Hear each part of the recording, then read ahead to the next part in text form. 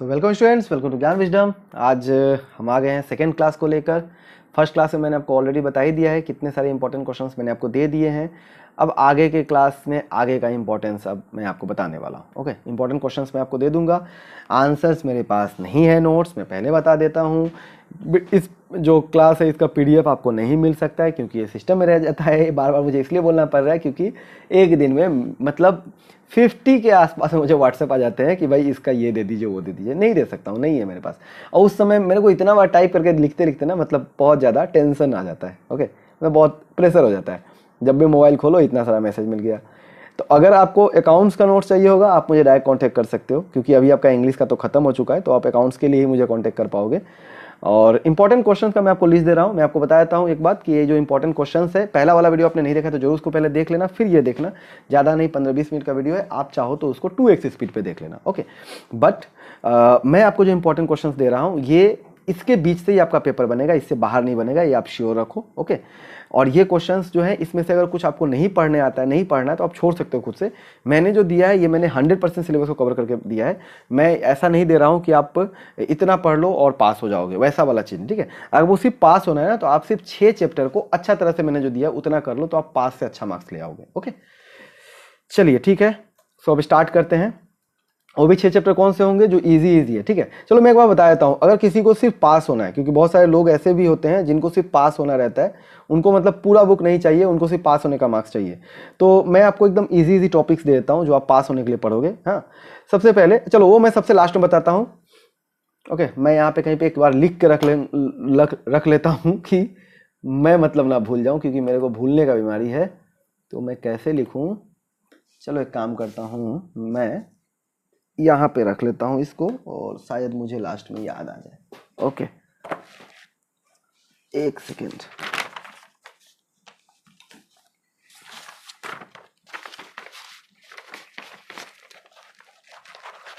Okay, इसको मैं यहाँ पे रख लेता हूँ अपने पास में, ताकि जब भी मैं ये करता रहूँगा तो मुझे ये याद आ जाना चाहिए। चलो ठीक है, थोड़ा समय लगा है बट मैं भूल जाऊँगा, मुझे पूरा श्योर हूँ मैं, इसलिए। चलो ठीक है, तो डायरेक्ट हम पहुँचते हैं पहले इंपॉर्टेंट क्वेश्चन में, और वीडियो के लास्ट में मैं आपको बता दूंगा कि कौन कौन से चैप्टर्स हैं जो इतना आपको जरूर करना चाहिए एटलीस्ट पास होने के लिए, या कौन कौन से क्वेश्चंस हैं। मैं डायरेक्ट आपको क्वेश्चंस भी कुछ कुछ बता दूंगा। ओके, चलो सो सबसे पहले स्टार्ट करते हैं कंट्रोलिंग से। कंट्रोलिंग क्या होता है, ओके, क्या क्या स्टेप्स हैं, मैंने आपको पहले बताया। स्टेप्स पेपर में आते हैं तो स्टेप्स आपको जरूर करना है। Okay, steps. Then essentials of effective control, basically आपको इसका क्या मेरिट्स या फिर क्या क्या इंपॉर्टेंट चीज़ है जो इफेक्टिव कंट्रोल में होना चाहिए, वो सब आपको देखने हैं।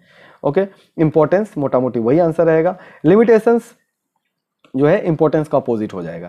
Then relationship between planning and control, ये आपके लिए इंपॉर्टेंट है। रिलेशनशिप और डिफरेंस दोनों ही पूछा जा सकता है, ये थोड़ा सा घुमावदार आंसर होता है तो इसको आप देख लेना। Then traditional and modern techniques of controlling, ये आपका अगर बुक में कवर है सिलेबस में तो अच्छी बात है, नहीं है तो एनसीईआरटी आप फॉलो करो, वहाँ पे आपको मिल जाएगा। ओके, कुछ कुछ बुक्स में कुछ कुछ टॉपिक नहीं रहते हैं, तो इसलिए मैं आपको बताता हूँ। एएचएससीसी जो है, एएचएससीसी का अपना सिलेबस है, उसको फॉलो करता है। हाँ, इसके लिए मैं आपको बोलूँगा आरके पाठक का बुक बहुत ही भले ही लेंदी हो, बट वहाँ पे ये सब सारे टॉपिक्स ही हैं। ओके, फाइनेंशियल मैनेजमेंट से आपका क्वेश्चन मीनिंग पढ़ लेना है, फाइनेंशियल मैनेजमेंट का ऑब्जेक्टिव पढ़ लेना है, इंपॉर्टेंस पढ़ लेना है। देखो, ऑब्जेक्टिव में इंपॉर्टेंस आपको बार बार एक साथ ही मिल रहा होगा, ऐसा क्यों होता है? क्योंकि ऑब्जेक्टिव ही असल में इंपॉर्टेंस का काम करता है। आप क्यों कर रहे हो और करने के बाद क्या फायदा होगा, वो दोनों का आंसर मोटा मोटी सेम होगा। बस ऑब्जेक्टिव में आप क्या लिखोगे, फाइनेंशियल मैनेजमेंट इसलिए करना चाहिए ताकि आपका जो कैश का फ्लो होना चाहिए वो अच्छा होना चाहिए, अच्छा जगह पे इन्वेस्ट होना चाहिए, और उसे बोलोगे कि फाइनेंशियल मैनेजमेंट हेल्प करता है अच्छा फ्लो रखने में, अच्छा पैसा मतलब कहीं जगह पे अच्छा प्रोजेक्ट चूज करने में, या फंड का फ्लो अच्छा होने में, तो बात तो एक ही हुआ। Okay, what are the various types of financial decisions या फाइनेंस फंक्शंस, बात एक ही हो गया। एक्सप्लेन देम, आपको बताना, जैसे मान लो यहाँ पे कैपिटल बजटिंग हो गया, फाइनेंस डिसीजन हो गया, capital structure decision, dividend decision हो गया, तो ये सब चीज़ आपसे पूछा जा सकता है। ओके, ये तीन ही होते हैं, फाइनेंस डिसीजन या फिर कैपिटल स्ट्रक्चर, बात एक ही होता है। इन्वेस्टमेंट डिसीजन क्या है, अब आप यहाँ पे पढ़ ही लियो होगा कि इन्वेस्टमेंट डिसीजन किसे कहते हैं। फैक्टर्स क्या है, कितना फैक्टर्स पढ़ना है सर, कम से कम 6 फैक्टर पढ़ना, कम से कम 6। ओके, ये भी ना हो सके कम से कम 4 से 5 तो जरूर पढ़ लेना, क्योंकि आजकल का क्वेश्चन क्या हो गया, 6 मार्क का बनता है, और 2+6 भी होकर 8 हो सकता है, और 4+4, आजकल जो है 4+4 का जमाना चल रहा है। मतलब आप आजकल आपसे ज़्यादा टॉपिक पूछे जा रहे हैं, बट छोटे छोटे कॉमन आंसर्स लिखने के लिए। पहले क्या होते थे, कम टॉपिक थे लेकिन क्वेश्चंस मतलब मार्किंग ज़्यादा होते थे। ओके, कैपिटल स्ट्रक्चर क्या है, अगेन आपने यहाँ पे पढ़ ही लिया होगा, फैक्टर्स क्या है। देन डिविडेंड डिसीजन क्या है, क्या क्या फैक्टर्स को डिसीजन, फैक्टर्स जो है ना 3 साल ऐसा रहा है रेगुलरली जो इन 3 फैक्टर में से एक ना एक हमेशा गिरता था। ओके, वर्किंग कैपिटल को इफेक्ट करने वाले फैक्टर्स होते हैं, तो ये सब चीज़ जो है ना, ये सब 5 फैक्टर्स ये सब जो है ना, तो ये सब चीज़ जो है बहुत बार पूछे गए। आजकल जो है थोड़ा कम हो गए हैं, इनका भाव कम हो गया अभी, देखते हैं आगे क्या होता है। Explain the functions of finance manager, ये क्वेश्चन जो है ना, ये क्वेश्चन ये आपके प्री में काट दिया गया था बट फाइनल में आपके लिए है। ओके, सो फाइनेंशियल मैनेजर या फिर फाइनेंस मैनेजर का क्या फंक्शंस होता है वो, कि भाई वो पैसा का हिसाब कैसे रखेगा, क्या रखेगा वो सब। वर्किंग कैपिटल और फिक्स्ड कैपिटल में आप मीनिंग पढ़ोगे, साथ साथ आपका डिफरेंस भी हो जाएगा। ओके, इसका जरूरत क्या है। अच्छा, इसमें बिजनेस स्टडीज में क्वेश्चन आया था, आई थिंक बिजनेस नहीं अकाउंट्स में आया था, when working capital becomes negative, ऐसा क्वेश्चन। तो ये क्वेश्चन असल में बिजनेस यहाँ से भी हो सकता है और एक्चुअली यहाँ पे भी है। Okay, right, mention 5 factors which affect requirement of fixed capital, fixed capital के रिक्वायरमेंट को अफेक्ट करने वाले आपको 5 फैक्टर बताना है। वही नेचर, किस तरह का नेचर होगा, वही वर्किंग कैपिटल के लिए फिर उस तरह का ही बात निकलेगा। ओके, किस तरह का नेचर है, साइज कितना है बिजनेस का, इस तरह का चीज़ ही इसका आंसर्स बनेंगे। डिफरेंस आपको बताना है, अगर आपने ये सब कर लिया है तो डिफरेंस आपको अपने आप ही आ जाएगा। Okay, next, define financial planning, financial planning क्या होता है और ऑब्जेक्टिव और इंपॉर्टेंस, ये एक छोटा सा टॉपिक रहता है, तो फाइनेंशियल प्लानिंग आपको देखना चाहिए। ओके, चलो साथ ही में याद दिला दूं, अगर आप लोगों ने अभी तक अकाउंट्स का नोट्स नहीं लिया है और अकाउंट्स का एग्जाम अगर आपका अभी तक नहीं हुआ है, आई थिंक अब तब तक तो हो चुका रहेगा जब तक वीडियो जाएगा, तो अगर आप चाहो तो नोट्स अब तो लेने का जरूरत ही नहीं है। अगर बाद में जो लोग देख रहे हैं और उनको अगर नोट्स चाहिए या इंग्लिश के नोट्स चाहिए, क्लासेस अगर आपको चाहिए, तो आप मुझे कांटेक्ट कर सकते हो। इस बार जो है मतलब नए वाले सेशन में 2023 में पूरा एक अच्छा खासा कोर्स बिल्ड होके आएगा, जहाँ पे आपको मतलब कहीं पे भी जाने का जरूरत नहीं है, नोट्स भी मिलेगा, क्लासेस भी मिलेंगे, डाउट सेशन भी रहेगा, ग्रामर पूरा रहेगा, सब कुछ आपको मिलेगा। ठीक है, all recorded plus live class आपको मिलने वाले हैं। ओके, सो जो लोग हैं जरूर कांटेक्ट करना अकाउंट्स और इंग्लिश के लिए। ओके, इंग्लिश है तो साथ साथ में आपको ऑल्टी भी रहेगा। ओके ओके, चलो नेक्स्ट आते हैं फाइनेंशियल मार्केट। फाइनेंशियल मार्केट क्या होता है इसके बारे में, तो financial objectives of financial market के बारे में मीनिंग एक बार पढ़ लेना, सिर्फ एक मीनिंग। हाँ, ऑब्जेक्टिव्स और फंक्शंस ऑफ सेबी आ चुका है पहले बहुत बार, बैंकिंग वाले अगर हो गए तो आपको तो पढ़ने का जरूरत ही नहीं है। स्टॉक एक्सचेंज अगेन बैंकिंग वाले हो तो पढ़ने का जरूरत ही नहीं है। फंक्शंस क्या है, इसका डिफरेंस आपको बताना है, ये बहुत ज़्यादा इंपॉर्टेंट है। लगभग हर ही पेपर में आपको इसमें से कोई एक तो मिल ही जाता है, capital market, money market, primary market, secondary market. Okay, then money market क्या होता है, क्या क्या इंस्ट्रूमेंट है, आपके एग्जाम में आ चुके हैं। Okay, 5 features of Indian money market, again same common. Capital market क्या होता है, इसके 2 टाइप क्या क्या है और फीचर्स क्या क्या है।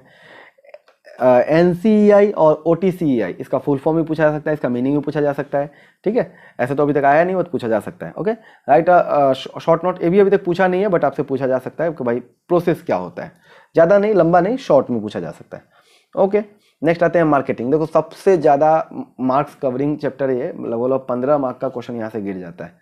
ओके, यहाँ पे ऐसे कम दिया गया है, 8 5 13 14 ही दिया गया, बट ज़्यादा मार्क यहाँ पे गिर जाता है। तो इस और सबसे लंबा भी यही है। तो define marketing, functions of marketing और difference between marketing and personal selling जरूर करना। ओके, नेक्स्ट देखो चीज़ क्या होगा, आप जैसे ही फंक्शंस करोगे ना, ये अपने आप ही आपका हो जाएगा, कवर अप हो जाएगा।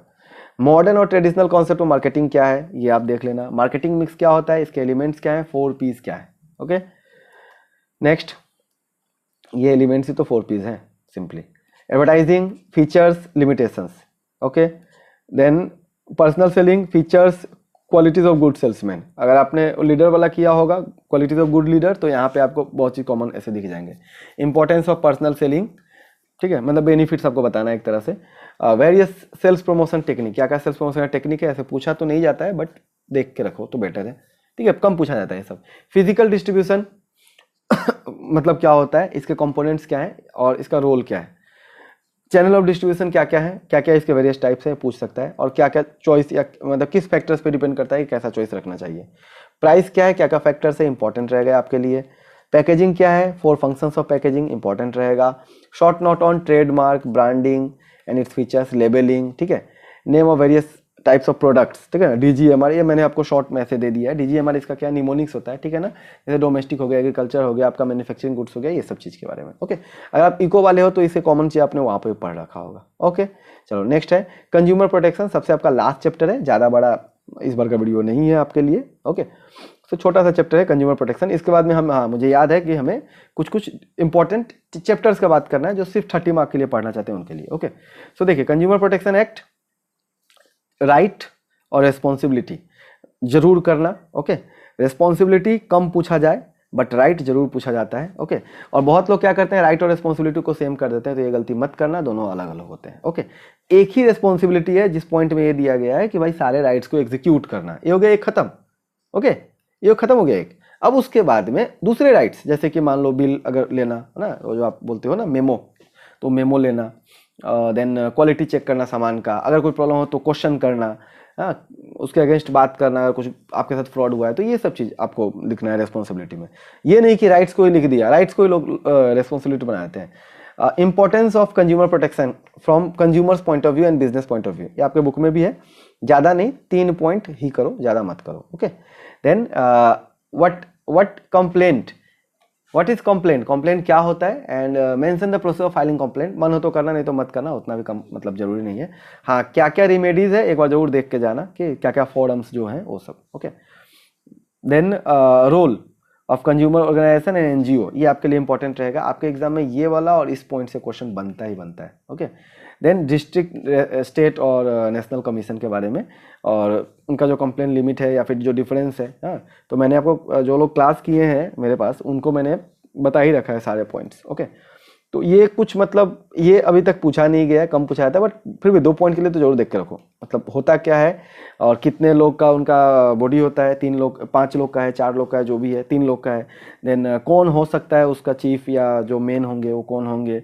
ओके, कितने रुपए तक का फाइल यहाँ पे हो सकता है, तो ये सब 3-4 पॉइंट जो है जस्ट एक बार देख के चले जाओ। ओके, चलिए अब आते हैं लास्ट पॉइंट की तरफ कि 30 मार्क्स के लिए सर क्या पढ़ ले कि 30 मार्क्स हमारा निकल जाएगा, सिर्फ 30 मार्क्स के लिए। ओके, सबसे पहला चीज़ तो मैं यही बोलूँगा कि आप डायरेक्ट सबसे पहले क्या करो, सबसे पहले तो कंज्यूमर प्रोटेक्शन एक्ट देख लो, क्योंकि यही आपका जो है 6 मार्क का टॉपिक है और बहुत ही ईजिली आपको 6 मार्क दे देता है।